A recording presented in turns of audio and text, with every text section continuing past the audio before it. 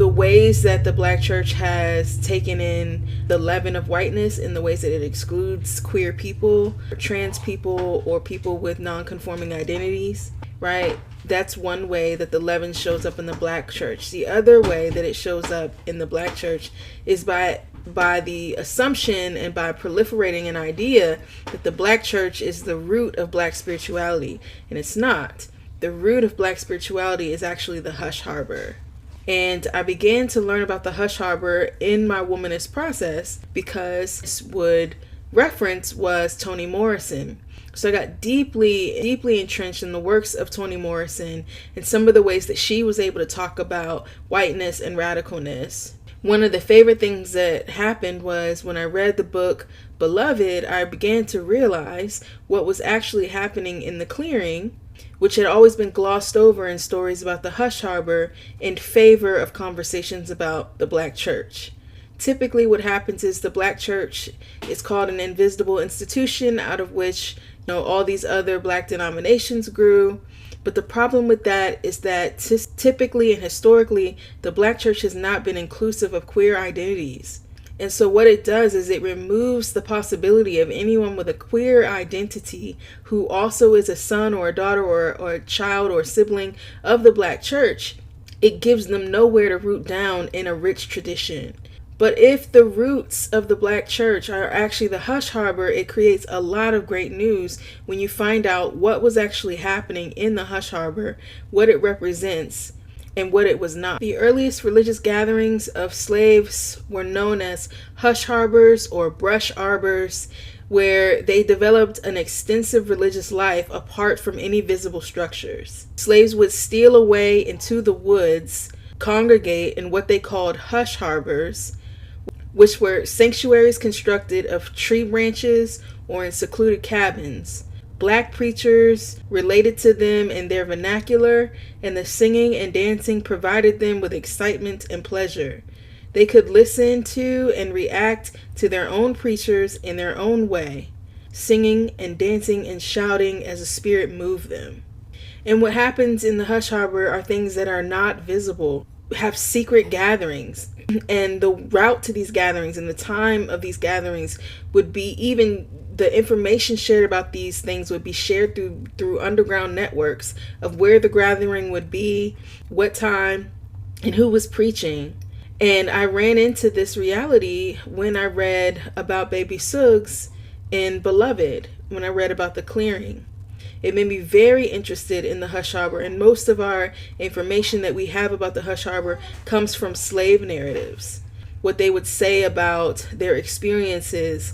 And some of the most crucial elements that come out of the slave narratives is the fact that these hush harbors were very, very syncretistic, meaning they kept African cosmology as a part of the functioning of this hush harbor.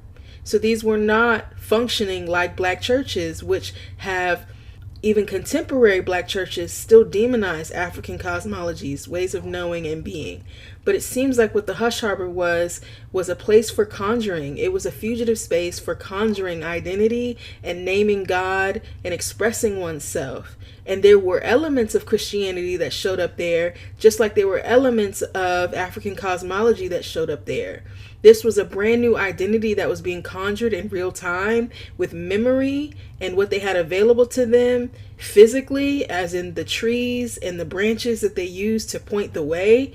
And ideologically, they had a way in which to resist and to make sense and to make meaning of their experience through what they were learning about Jesus and what they retained from Africa. And this is why it's important to remind people that the ground of Black spirituality is not the Black church, because what it means is there is room for people who don't have the same way of naming or being or seeing or praying as you. Reverend Dr. Cecil Cone says this: African slaves were not converted to Christianity. They converted Christianity to themselves. Dr. Kelly Brown Douglas of the second wave of womanism says Black people refused to unconditionally accept what missionaries said about Christianity. Instead, they used a hermeneutic of appropriation to interpret Christianity and scripture through their Black experience, intellect, ethical imagination, and theocultural affirmation of Black humanity. What Dr. Douglas is saying is this, that Black people did not accept the Christianity that most people talk about today.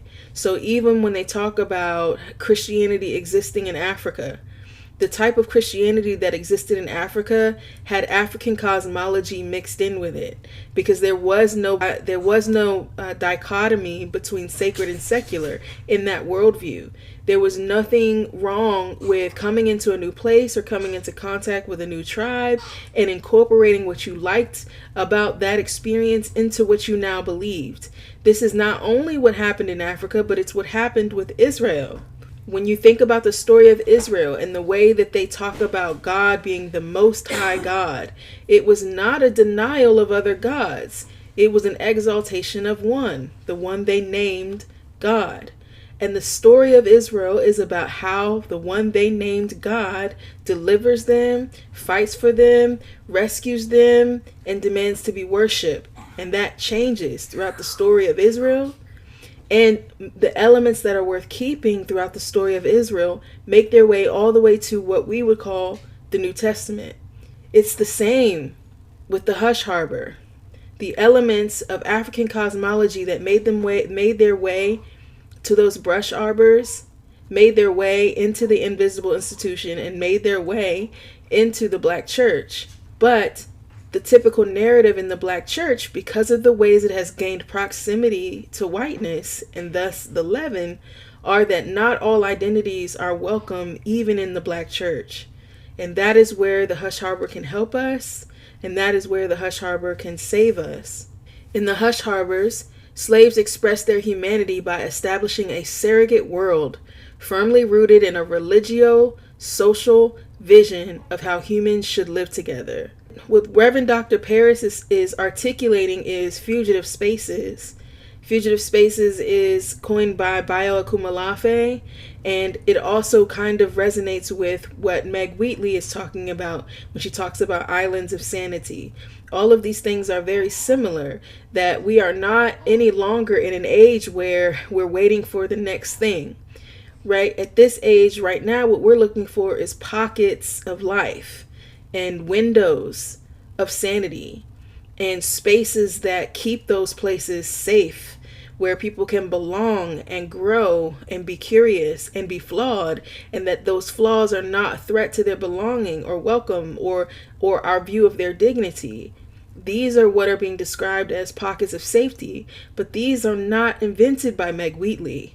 Enslaved Black people came from the shores of Africa and built fugitive spaces for themselves that was out of the view of their oppressors, that affirmed their humanity and their dignity, that kept the best things about what they could remember about all these different tribes and all these different ways of worshiping that coalesced in this very, very chaotic and horrific experience to create what we call Black culture, which is why Black culture, to me, is a sacred text. So what we want to say about the Hush Harbor is this, because the Hush Harbor becomes a model for us. They used the raw materials they had available to make a fugitive space for authentic expression, conjure, and resistance. The Hush Harbors preceded the church and served as early sanctuaries of Black spiritual autonomy, fostering the presence and the possession of the spirit, the affirmation of human dignity and community formation, and a profound challenge to the existing social order. And I would have never known to think about this in terms of where I would be as somebody who was not sure if they wanted to be called a Christian anymore. When I came into contact with the Hush Harbor, I came into contact with my tradition, the radical truth of my tradition, which is the Hush Harbor.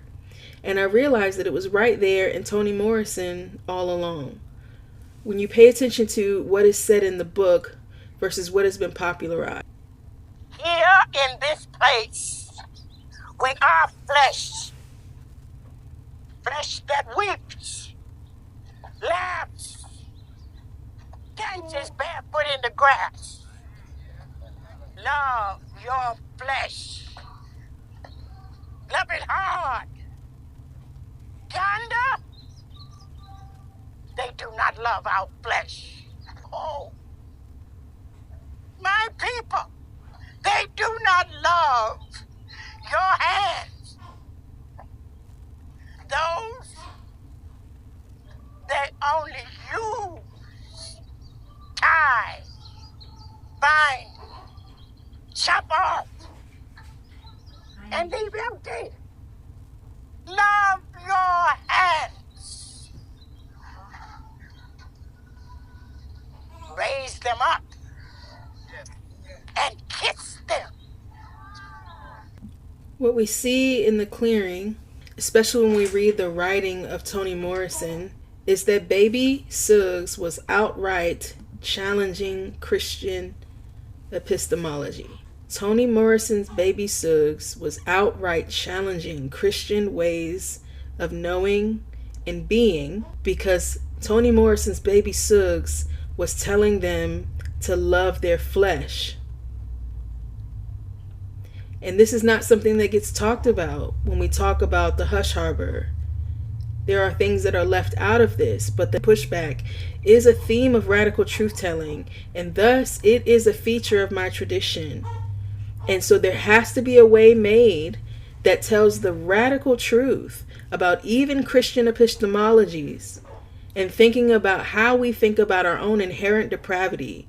That has to be point number one before we think about anything else in terms of a wineskin that can handle and keep the wine that is being poured out in this season. The radical section will talk to us about how we're going to use this hermeneutic to explore a few key texts that serve as the basis for radical ethics. So the next section will be radical ethics.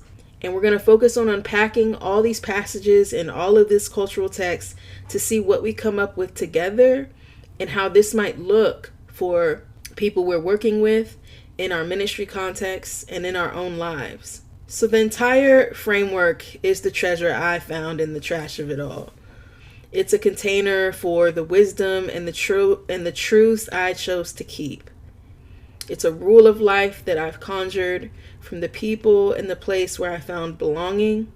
For me, showing up in the world in a pastoral way means modeling process, sharing my work, and inviting others to do the same.